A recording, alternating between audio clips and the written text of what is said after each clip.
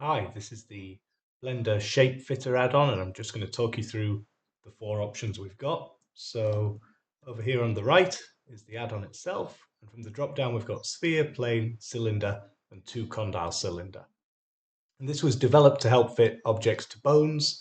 I'm sure it's useful for other things. So if we select our bone, we go into edit mode.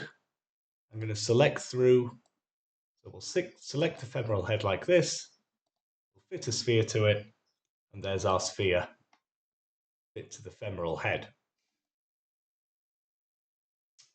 Our next option is plane. That's not a particularly great example for the femur, but maybe we'll take points at the end here.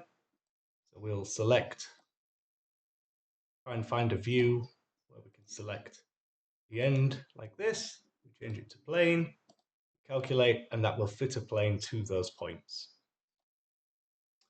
Next up we have cylinder. So here, and now this one, we would select, say, a portion here, calculate, and you can see that fits the cylinder to it quite nicely. Now we have to be careful with this one because if we were to select our points like this, it's going to fit a cylinder that goes across those. It's using the long axis of the selection as the primary axis of the cylinder. So for that reason, we've got two condyle cylinder. And for this one, we would head into edit mode, use the paintbrush, and I'm going to select the vertices on one condyle. I'll turn off see-through now. So something like this, maybe not these. I'll add that to condyle 1.